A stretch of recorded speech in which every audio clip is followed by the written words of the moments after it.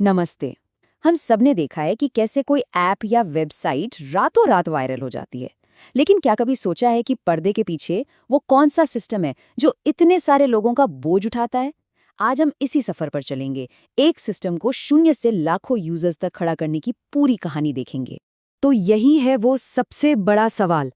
सोचिए, जब अचानक लाखों लोग आपके दरवाजे पर आ जाएं, तो क्या होता है? जाहिर है, सिस्टम पर जबरदस्त लोड पड़ता है और वो क्रैश भी हो सकता है। तो सवाल ये है कि इसे बचाया कैसे जाए? देखिए, हर बड़ी कहानी की एक बहुत ही छोटी सी शुरुआत होती है और एक वेब एप्लीकेशन की कहानी शुरू होती है सबसे सरल, सबसे बेसिक सेटअप से। चलिए, एकदम शुरुआत से शुरू करते हैं। इसको ना एक छोटी दुकान की तरह समझिए, जहां एक ही इंसान कैशियर भी है, सेल्स पर्सन भी और मैनेजर भी। मतलब सब कुछ एक ही जगह हो रहा है। शुरुआत के लिए ये ठीक है, लेकिन जैसे ही दुकान पर भीड़ बढ़ती है, समस्याएं शुरू हो जाती हैं। तो जब कोई वेबसाइट खोलता है, तो असल में पर्दे के पीछे होता क्या है? सबसे पहले डोमेन नेम जैसे mysite.com एक पते में बदलता है, जिसे हम IP एड्रेस कहते हैं। फिर ब्राउज़र उस पते पर एक रिक्वेस्ट भेजता है। सर्वर उस रिक्वेस्ट को समझता है और वेबसाइट का पेज वापस भेज देता है, जो हमें स्क्रीन पे दिखाई देता है। सुनने में ये थोड़ा टेक्निकल लग सकता है, पर असल में ये बस 4 आसान स्टेप्स का प्रोसेस है। चलिए, अब बिजनेस बढ़ रहा है, ज्यादा से ज्यादा लोग आ रहे हैं और हमारा वो अकेला सर्वर अब दबाव महसूस करने लगा है, बल्कि ये समझिए कि वो हाँफने लगा है। ये स्केलिंग की पहली और सबसे आम चुनौती है। और यही है सबसे बड़ा खतरा। अगर हमारी दुकान का वो अकेला कर्मचारी बीमार पड़ जाए तो पूरी दुकान बंद। टेक्नोलॉजी की दुनिया में इसी को सिंगल पॉइंट ऑफ फेलियर कहते हैं। मतलब, अगर हमारा सर्वर किसी भी वजह से डाउन हुआ, तो वेबसाइट पूरी तरह से बंद हो जाएगी। तो इसका समाधान क्या है? Load balancer. अब इस स्लाइड को देखिए, हमने एक की जगह कई वेब सर्वर लगा दिए हैं और लोड बैलेंसर इन सबके सामने एक ट्रैफिक पुलिस की तरह खड़ा है, जो आने वाले हर यूजर को अलग अलग सर्वर पर भेजता है। तो सबसे जरूरी बात यह है कि लोड बैलेंसर ये पक्का करता है कि कोई भी एक सर्वर ओवरलोड न हो।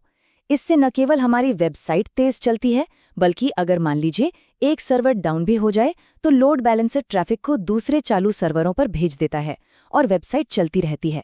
कमाल है ना? बहुत बढ़िया। हमारे वेब सर्वर्स अब चैन की सांस ले सकते हैं। लेकिन रुकिए, कहानी यहाँ खत्म नहीं होती। अब सारा दबाव एक नई जगह पर आ गया है, हमारा अकेला डेटाबेस।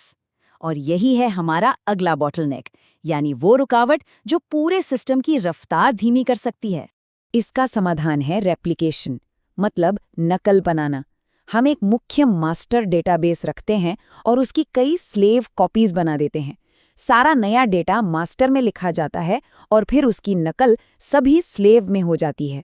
इसका फायदा, जब किसी को सिर्फ जानकारी देखनी हो तो उसे किसी भी कॉपी से मिल जाती है, जिससे परफॉर्मेंस बढ़ती है। और अगर मास्टर डेटाबेस फेल हो जाए तो एक स्लेव उसकी जगह ले सकता है। अच्छा, अब डेटाबेस की दुनिया में 2 बड़े खिलाड़ी हैं, एसक्यूएल और नो एसक्यूएल। एसक्यूएल को आप एक लाइब्रेरियन की तरह समझ सकते हैं, सब कुछ करीने से अपनी अपनी जगह पर एकदम ऑर्गेनाइज्ड। वहीं नो एसक्यूएल एक क्रिएटिव आर्टिस्ट की तरह है, ज्यादा फ्लेक्सिबल और बहुत बड़े और बिखरे हुए डेटा को संभालने में माहिर। वाह, हमारा ऐप अब दुनिया भर में मशहूर हो गया है। लेकिन भारत में बैठा यूजर और अमेरिका में बैठा यूजर, दोनों को एक तेज अनुभव कैसे दिया जाए? दूरी एक बहुत बड़ी चुनौती है, क्योंकि डेटा को सफर करने में समय लगता है। तो इसका हल क्या है? हल हमारी स्क्रीन पर है। हम दुनिया भर में अलग अलग जगहों पर डेटा सेंटर बना देते हैं। इसके साथ ही हम CDN यानी कंटेंट डिलीवरी नेटवर्क का इस्तेमाल करते हैं। इससे आप अपनी वेबसाइट के लिए एक लोकल गोदाम समझिए। ये आपकी वेबसाइट की भारी चीजें जैसे इमेज और वीडियो की एक कॉपी शहर के पास ही रख देता है, ताकि वो बिजली की तेजी से पहुंचे। लेकिन सिस्टम को कैसे पता चलता है कि किसी को कौन से डेटा सेंटर पर भेजना है? यहीं पर GeoDNS काम आता है। ये एक स्मार्ट DNS है जो किसी के भी लोकेशन को देखकर उसे सबसे पास वाले डेटा सेंटर का पता देता है। इससे लेटेंसी यानी देरी कम होती है और वेबसाइट बहुत तेज महसूस होती है। हम हाई अवेलेबिलिटी की बात तो करते हैं, लेकिन इसका असल में मतलब क्या है? जरा इस टेबल को देखिए। 99% उपलब्धता सुनने में बहुत अच्छी लगती है ना? लेकिन इसका मतलब है कि सर्विस साल में 3.5 दिन से ज्यादा बंद रह सकती है। वहीं 99.999 जैसे 5 नाइन्स भी कहते हैं, उसका मतलब है साल में सिर्फ 5.26 मिनट का डाउन टाइम। यही वो लेवल है जिसे गूगल, नेटफ्लिक्स जैसी बड़ी कंपनियां हासिल करने की कोशिश करती हैं, ताकि उनकी सर्विस लगभग कभी बंद न हो। अब हमारा सिस्टम बहुत बड़ा और कॉम्प्लेक्स हो गया है। इसे चलाने और संभालने के लिए अब हमें कुछ ज़रूरी टूल्स की ज़रूरत पड़ेगी। अब मैनुअल काम से बात नहीं बनेगी। अब सिस्टम को चलाने के लिए हमें एक तरह से जासूसी चश्मे, एक हेल्थ मॉनिटर और कुछ रोबोट्स की जरूरत पड़ती है। हमारा जासूसी चश्मा है लॉगिंग, जो सिस्टम की हर हरकत पर नजर रखता है। हेल्थ मॉनिटर है मैट्रिक्स, जो सिस्टम की नब्ज जांचता रहता है। और हमारे रोबोट्स हैं ऑटोमेशन, जो सारे उबाऊ और बार बार होने वाले काम खुद ब खुद कर देते हैं। और जैसा कि इस फील्ड के एक बड़े एक्सपर्ट एलेक्स जू कहते हैं, जब सिस्टम बड़ा हो जाता है तो ऑटोमेशन केवल एक अच्छी चीज नहीं, बल्कि एक जरूरत बन जाता है। यह टीम को तेजी से और ज्यादा भरोसे के साथ काम करने में मदद करता है। तो हमने शून्य से शुरुआत की और लाखों यूजर्स के लिए एक ग्लोबल सिस्टम बना दिया। लेकिन सफर यहीं खत्म नहीं होता।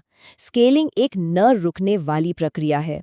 तो अब सवाल ये है कि लाखों यूजर्स तक पहुंचने के बाद अगला बॉटलनेक क्या हो सकता है, जिसे हल करने की जरूरत पड़ेगी। इसके बारे में जरूर सोचिएगा।